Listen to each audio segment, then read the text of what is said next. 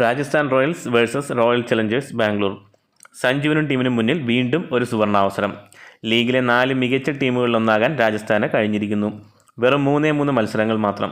അതിലാദ്യം നേരിടേണ്ടത് ബാംഗ്ലൂരിനെ.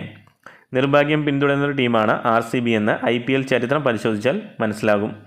എന്നാൽ ഇത്തവണ ലീഗിൻ്റെ രണ്ടാം പകുതിയിൽ ഭാഗ്യം RCBക്കൊപ്പം നിന്നു. പ്ലേ ഓഫിലും അത് തുടർന്നാൽ രാജസ്ഥാൻ എലിമിനേറ്റഡ് ആകും.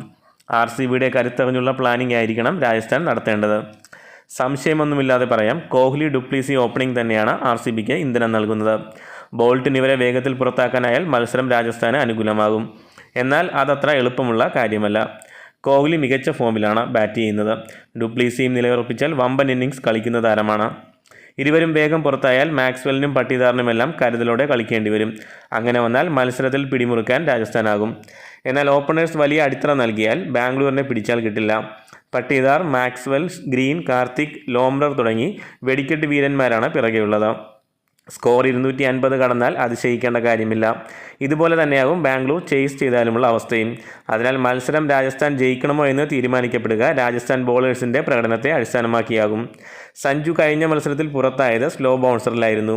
ഗ്രീനും ദയാലുമെല്ലാം അതിന് വിദഗ്ധരുമാണ്. ഒരുപക്ഷെ ജയ്സ്വാളിനെതിരെ മാക്സ്വെൽ ആയിരിക്കും ബോൾ ചെയ്യാനെത്തുക. ഓപ്പണേഴ്സ് ക്ലിക്കായില്ലെങ്കിൽ സമ്മർദ്ദം സഞ്ജുവിനാകും. അത് കഴിഞ്ഞ മത്സരത്തിലും കണ്ടതാണ്.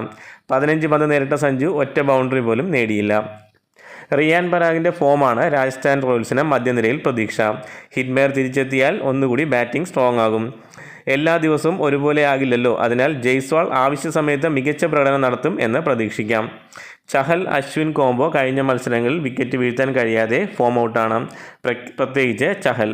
RCBയെ വളരെ അടുത്തറിയാവുന്ന പ്ലെയറാണ് ചഹൽ. മഹാരാജിനെ നാളെ ഉപയോഗിക്കാൻ സാധ്യതയുണ്ട്. ആദ്യം രാജസ്ഥാൻ റോയൽസ് ബാറ്റ് ചെയ്താൽ മഹാരാജ് രണ്ടാം ഇന്നിങ്സിൽ ഒരുപക്ഷെ ഇമ്പാക്ട് പ്ലെയറായി ഇറങ്ങിയേക്കാം. രജത് പട്ടിദാറാണ് മറ്റൊരു തലവേദനയാകാൻ സാധ്യതയുള്ള താരം. തുടർച്ചയായി ടീമിന് കൂടിയ സ്ട്രൈക്ക് റേറ്റിൽ റണ്ണടിച്ചു കൂട്ടുന്നുണ്ട് പട്ടിദാർ.